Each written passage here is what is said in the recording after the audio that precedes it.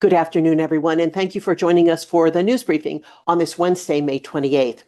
If you have car tires and you just don't know how to dispose of them, don't just stockpile them, and please don't dump them.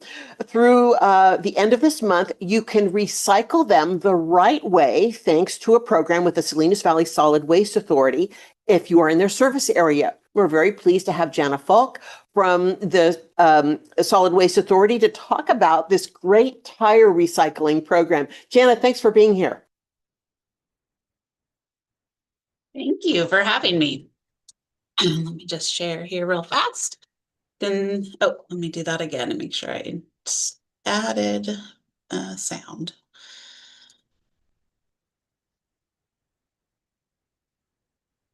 Okay, you can see my screen all right?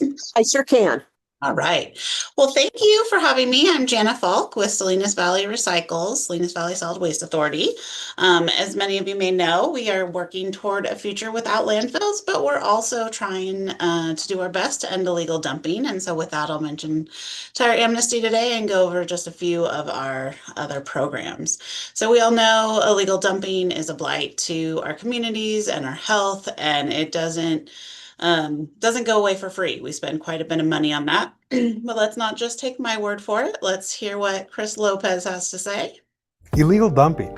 I mean, who cares, right? You should care. And here's 3 reasons why. Did you know that you pay for illegal dumping? A portion of every taxpayer's contribution is paying to clean up illegal dumping, which is far more expensive than preventative measures or just doing the right thing. Illegal dumping sites aren't just unsightly. They're dangerous. Dump sites have been known to catch fire, attract vermin, and contain toxic and hazardous materials. Illegal dumping poses nasty health risks to our community, leaching into the soil where we grow our food, into the air we breathe, and into the water we drink. Illegal dumping is everyone's problem. Help us stop illegal dumping and visit salinasvalleyrecycles.org in case you ever wonder about. So thanks, Chris, for sharing about illegal dumping with us. So in Monterey County, we remove on average 200 tons annually of illegally dumped waste, and that's roughly 30 elephants worth of waste, which is a lot. And the top 3 items that are illegally dumped are tires, which we accept during amnesty events for free, mattresses, and e-waste, which are free year-round at all of our facilities. So 26 years ago, to curb this illegal dumping problem and provide for more recycling of tires, Salinas Valley Recycles got the first CalRecycle grant for Tire Amnesty Program. We've been running on average 2 amnesty events per year, and over the last 10 years, 15,000 tires have been collected annually. And in total, 360,000 tires have been sent to recycling instead of littered or disposed of. So that's pretty great. Let's see what our team has to say. Got tires? For a limited time, Salinas Valley Recycles is accepting your old and used tires for free. Littered tires throughout the Central Coast can cause all sorts of problems like fires, erosions, and mosquitoes. Luckily, our locations in Salinas, Gonzales, and King City will be taking them in for free during our Tire Amnesty event. We will be accepting car and small truck tires, up to 9 per trip. For more information, follow us or visit salinasvalleyrecycles.org. Let's hit the brakes on tire waste. So we are accepting residential tires. It's not intended for businesses, but here's a list of things that are not allowed in the Tire Amnesty Program, many of which we will still take for a fee, just not for free. So our recycled event is going until Saturday. So if you still have tires sitting in your yard or somewhere that you're waiting to get rid of, now's the perfect time. Come to one of our 3 facilities and drop off up to 9 tires for free during amnesty. And then along with our tire program, I just want to take a second to talk about other items that don't belong in curbside carts or illegally dumped, obviously. So we do have a household hazardous waste facility at our recycling center at Madison Lane next to the Republic Services transfer station. You can bring up to 125 pounds of hazardous waste per household every month, which should more than take care of everybody's household needs. And additionally, for our South County residents, we have ABOP stations at Johnson Canyon and at Halone Road to collect antifreeze, batteries, oils, and paint. And then also just wanted to note at our all of our facilities, we take a lot of materials for free. Appliances, washers, heaters, cardboard. At Madison Lane, we do accept rolled carpet and carpet padding as long as it's taken in properly without trash. We have clothing and shoe boxes for recycling. Mattresses and box springs are free. Electronic computers. And then source separated recyclables such as cardboard, paper, glass, metal, scrap metal, metal cans, and rigid plastic. So we try to provide all the options for where you can bring things. And if you're not already following us, please do. We're on all the socials. And then join our newsletter so you're updated on all our events. So thank you and happy to answer questions. Janna, thank you so much for that. And I just got to say, you guys have a lot of fun with your outreach, and you seem to get a lot of your staff and important local officials who we know involved. Can you talk a little bit about how the community has responded? Because you kind of make it fun and accessible, and your employees seem to be involved as well. Yes, thank you for sharing that.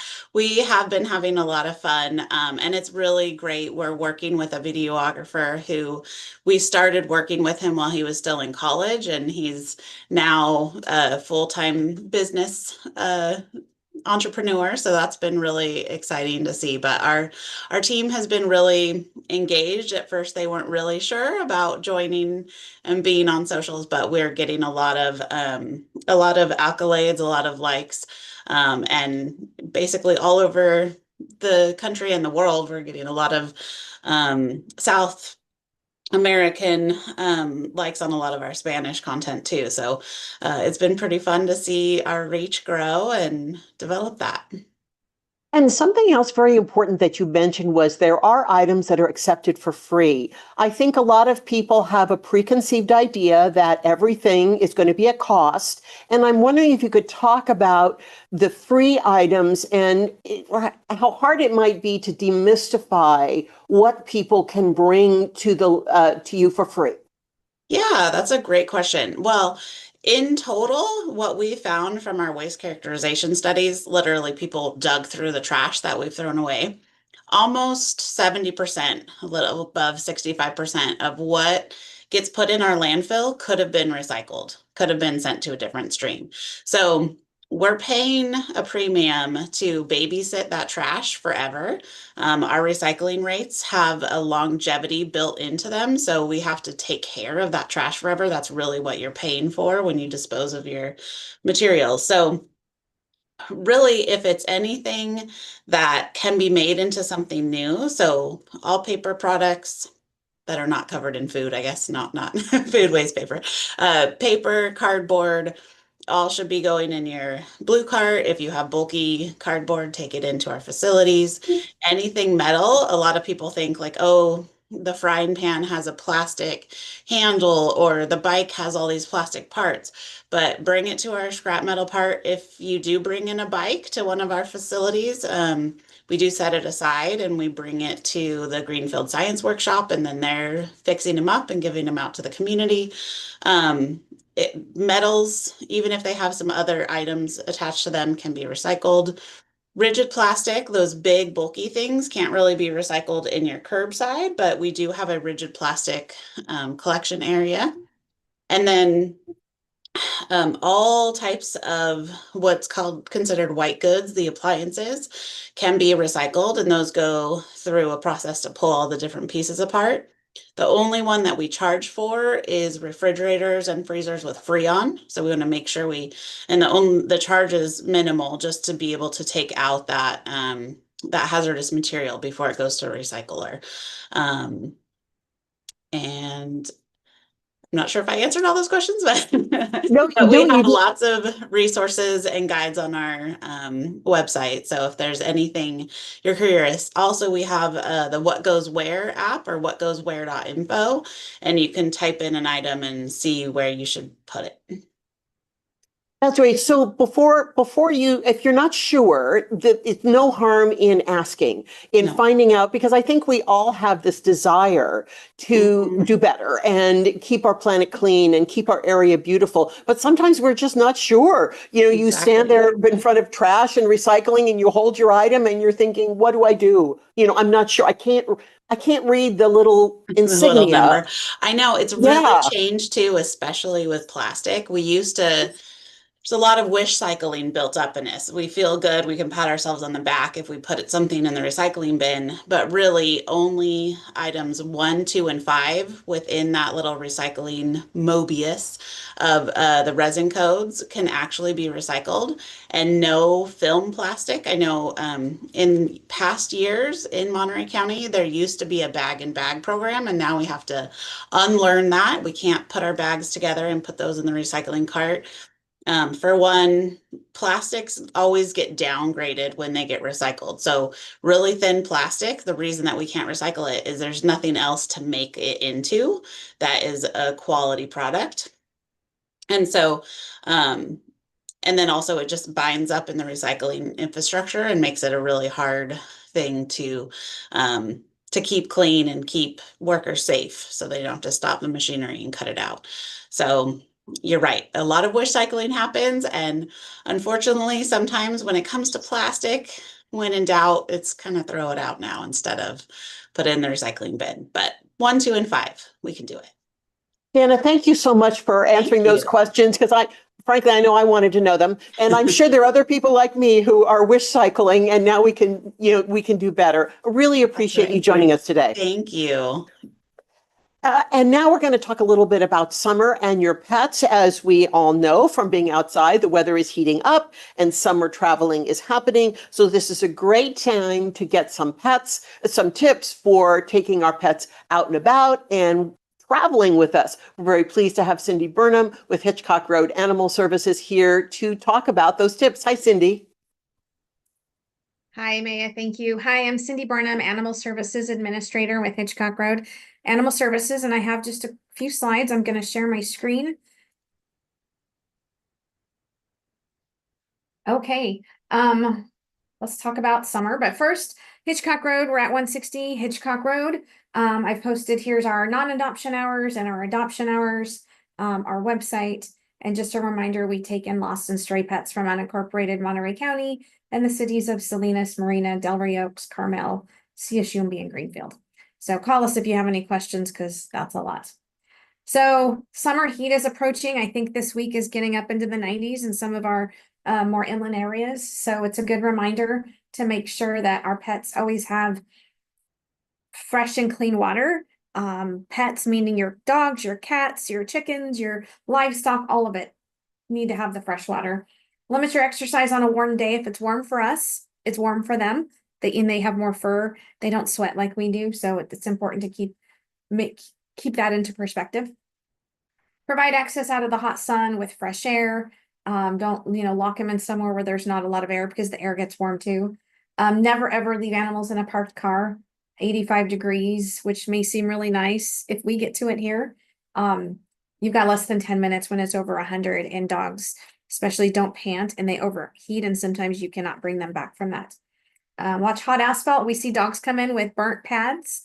So I know it seems silly, but if you've got to go out, they've got little doggy booties that will help save those pads.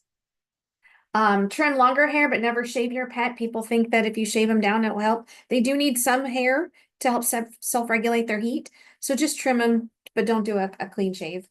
And then because we're seeing a lot of these flat-faced pups like pugs and Frenchies and even Persian cats, those are not outside dogs. Those are not running dogs. Those are not, it's a warm day dog. They overheat and they can't pant effectively. So if you've got a flat-faced dog, which is really a trend right now, you even have more precautions that you need to watch. Leave them at home. Keep fireworks away from your pets. It's coming. We start getting fireworks into June. So if you need that reminder now, start thinking about it. Keep your pet cool inside and out, and just know the symptoms of overheating in pets. Excuse me. Just if they're just not seeming right, They can't seem to settle. They're cooling. Their gums are pale. Like you need to work to cool them inside and out. And always contact your vet if you have any questions, or the emergency clinic.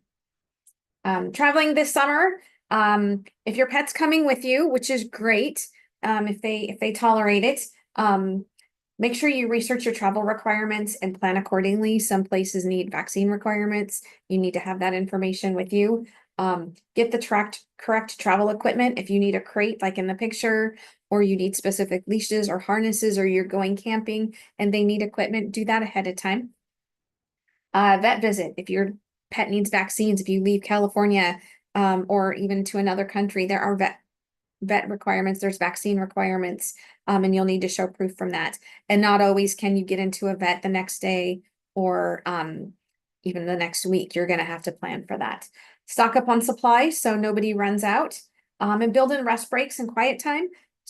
Travel can be very stressful for pets, especially if they don't do it very often. So just keep that in mind. It's outside their norm, and kind of be ready for abnormal behavior from them, because they're stressed. But if your pet's staying home with you, stock up on supplies so your pet sitter doesn't have to go out there.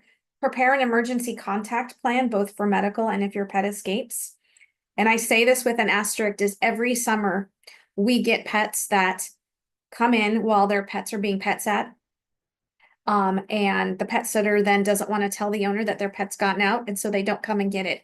And we may adopt it out or transfer it to a rescue organization. Have the conversation, let them know it's okay if something happens, but then give a plan, provide a letter saying that you can reclaim the pet. Have their vaccine information ready for them. We'll ask for that, but really have that conversation. And then choose the right pet sitter or boarding option for you and your pet. You know your pet. If it's better to have them stay at home, have a pet sitter come to the house. If you know that they can handle being boarded, then choose that appropriately. But make sure you have that plan, because we would hate to have an animal come through here and their owners don't even know that they're here, but then nobody called us or made contact. So really important tips. And if you have lost your pet, this is just a reminder. We have resources. Start looking immediately. Social media is huge. Make sure you're posting there. Contact the microchip company. People still like to see signs and flyers. So this is kind of like, do all the things. And don't give up. Scared pets can hide or be brought in by finders days, sometimes weeks afterwards. And then if you've, oh, it's going backwards. Found a lost pet, same thing. We have resources. If you text 831 found, look for tags and numbers. Ask around the neighborhood. A lot of people recognize their neighbors' pets. And if you can't hold on to it and you've made efforts to find the owner, we're here. We would rather, if a dog gets out and it can be returned home to its owner safely, let's go ahead and do that. But if not, we're here for those pets. And just really quick, kitten season's here. So we have a call out for dry and canned kitten food, non-clumping cat litter. Also, we're starting to see an increase in our dogs population. So canned and dry dog food, gently used items, blankets, harnesses, collars, leashes. If your pets don't fit into them and they still work, we'll happily take them. We actually help provide that kind of stuff for adopters when they leave. So nobody leaves here without some working equipment on there. We do have an Amazon wish list. This is the QR code here if you want to access it. And that provides an up-to-date list on the things that we can use at the shelter. Here's my contact information one last time. And if there's any questions, I'm always here. Cindy, thank you so much for being here. And I know you had to squeeze us in between the county budget hearings that are happening at the same time. So we really appreciate. You made some really excellent points about pet sitters. And I think that pet sitters have become wildly popular, but it's really good advice as you were talking about vetting the pet sitter. And maybe you have some ideas on red flags as somebody's talking to a potential pet sitter. What are things that they should talk about for sure, but are there red flags that they should be watching for? Well, I think if you're describing the needs of your pet and it doesn't seem like they're going to abide by that, like if you're like, well, somebody needs to be here, 4 hours at a time, or sleeping at night, or, if that's not something they can commit to, I would definitely make sure you verify that. Some pets, I know, like my dogs, I have to have somebody there overnight, otherwise they're going to bark all night long. So making sure that they're very clear on what your pet needs. And it's not, some people are like, yeah, I'll come by and feed them.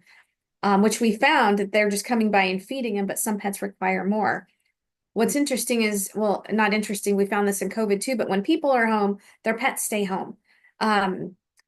So when you're gone on vacation, your dog is more likely to want to get out or have separation anxiety because mom and dad aren't there. And now there's this perhaps stranger coming to check on me that throws them out of their balance. And so it's not uncommon for a pet who never gets out to get out when their routines change with a stranger. So have them come early, make sure they're very clear on the schedule, write out a schedule if it's helpful. But really have that conversation of, okay, if something happens, what do we do? Who do we call? Yes, it's okay to call me on vacation and let me know my dogs got out. I would want to know. So just don't be afraid to have those conversations to verify so that you're comfortable. And you also made a very good point about traveling out of state and checking on requirements. There's likely to be a rabies requirement in every state, but what are some other things that pet owners might not be aware of types of vaccinations that could be required elsewhere? Right. And it depends on where you're going, but you could have Lyme disease vaccines. You could have some, depending on where you're going, there's rattlesnake vaccines. So it's really, check in with the state that you're going to. Ask around where you're going. Like, is there a high propensity for certain things that you may want to protect your pet from? And then go talk to your vet. But again, I can't stress enough, do it ahead of time. A lot of vets can't accommodate you. If you're like, I'm leaving tomorrow, and I need this done now, then you may find yourself not able to do that. Thank you, Cindy, so much for these great tips to help us keep everyone safe and happy when we travel or when we're out and about. No problem. Thank you. And thanks everyone for joining us on the news briefing this week. Our next briefing is next week. We'll